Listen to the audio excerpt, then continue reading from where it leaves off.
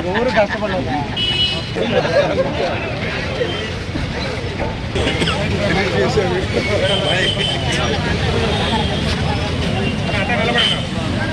మనవాళ్ళంతా నిలబడండి.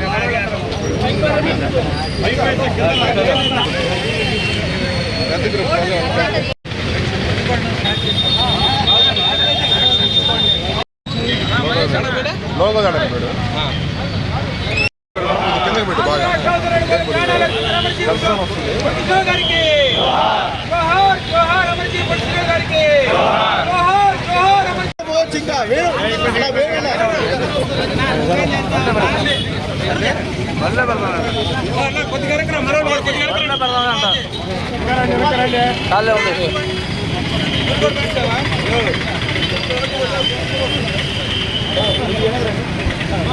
ఓకే.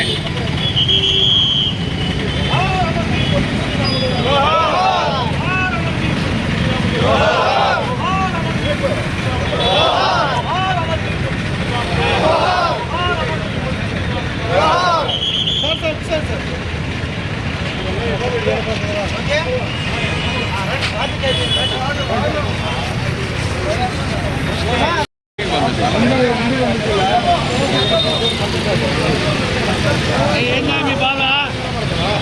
ఏందిదే కూడా కొట్టుకుంటారు మీరు?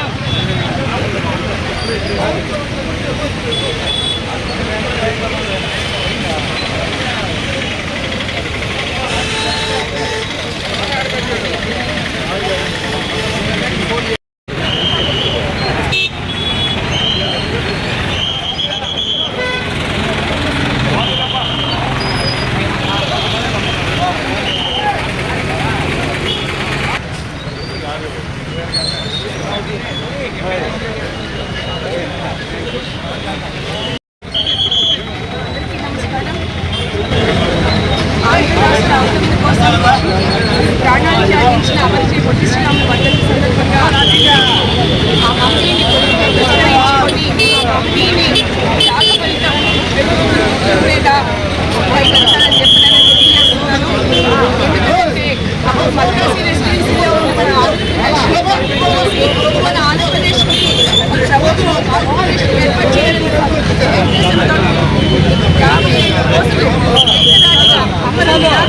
చేసిన ఆర్యవైశ్య ప్రముఖులు అమరజీ పొట్టి శ్రీరాములు గారు మరి ఆర్యవైశ్యంలో అంత ప్రాణత్యాగం చేసి అంత అమర నిరాహార దీక్ష చేసిన ఏకైక వ్యక్తి ఎవరున్నారో అంటే మన పొట్టి శ్రీరాములు గారు దాంట్లో భాగంగానే ఈరోజు ఆ మహిళని స్మరించుకుంటూ ప్రతి ఒక్కరు కూడా ఆర్యవైశ్యులందరూ కూడా ఆంధ్రప్రదేశ్ అవతరణ కోసం సాధించిన మన అమరజీ పొట్టి శ్రీరాములు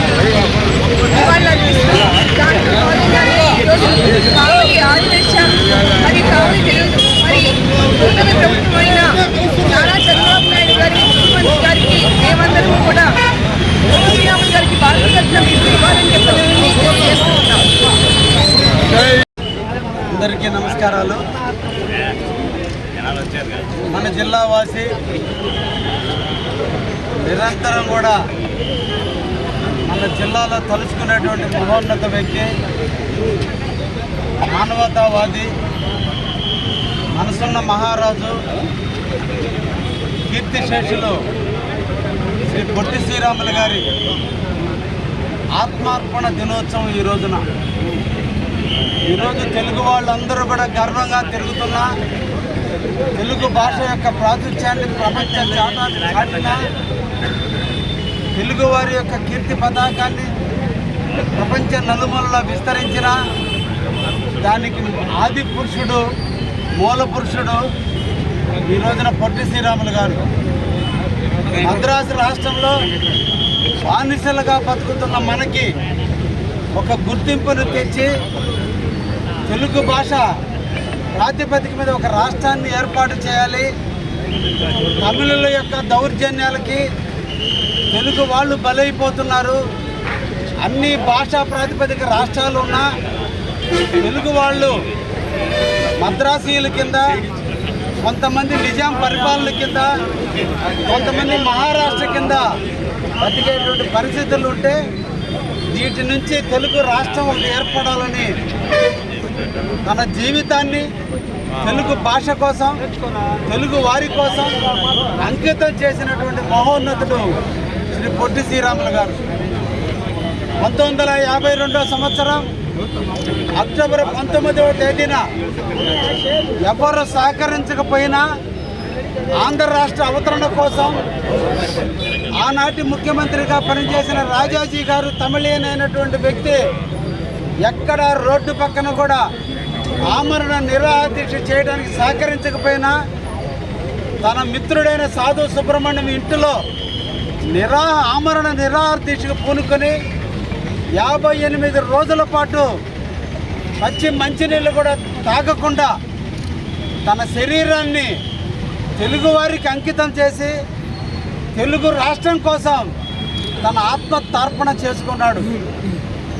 1952 డిసెంబర్ 15వ తేదీన ఆయన మనందరినీ విడిచి స్వర్గానికి చేరుకున్నాడు. తెలుగు వాళ్ళలో పౌరుషం పెరిగింది, తెలుగు వాళ్ళలో ఆలోచన పెరిగింది. తత్ఫలితమే ఈరోజు ఆంధ్ర రాష్ట్ర అవతరణ జరిగింది. ఆ మహోన్నతమైన వ్యక్తి మన నెల్లూరు జిల్లా వాసి కావటం, ముఖ్యంగా జువ్వలదిన్నె ప్రాంతంలో నివసించటం నెల్లూరు జిల్లా చేర్చుకున్నటువంటి అదృష్టం. అటువంటి మహానుభావుడికి మన అందరం కూడా ఘనమైనటువంటి నివాళులు అర్పించాలి. వారి ఆత్మకి శాంతి చేకూరే విధంగా, ఆయన ఆశయ సాధన జరిగే విధంగా మన అందరం కూడా ఈ రోజున వారిని కీర్తించాల్సినటువంటి అవసరం ఉంది. వారు నడిచిన నడకే ఈరోజు మనకు మార్గదర్శనమైంది. గర్వంగా భారతదేశంలో తెలుగు రెండో భాషగా ఈరోజు వచ్చిందంటే ఆ మహానుభావుడు యొక్క పుణ్యమే. అందుకే వారికి ఘనమైన నివాళులు అర్పిస్తూ ఈ రోజున మధ్యాహ్నం 12:30 గంటలకి వారు జన్మించినటువంటి, వారు నివసించినటువంటి జువ్వలదిన్నె ప్రాంతంలో నేను, మన జిల్లా మంత్రివర్యులైనటువంటి శ్రీ పొంగూరు నారాయణ గారు ఆయన యొక్క గృహానికి వెళ్ళి ఆ లైబ్రరీని సందర్శించి ఆయనకి అక్కడగా ఘనమైన నివాళులు అర్పించాలని కూడా అనుకున్నాం. ఈ సందర్భంగా వారికి ఘనమైనటువంటి నివాళులు అర్పిస్తూ జోహార్ పొట్టి శ్రీరాములు గారు, జోహార్ పొట్టి శ్రీరాములు గారు, జోహార్ పొట్టి శ్రీరాములు గారు.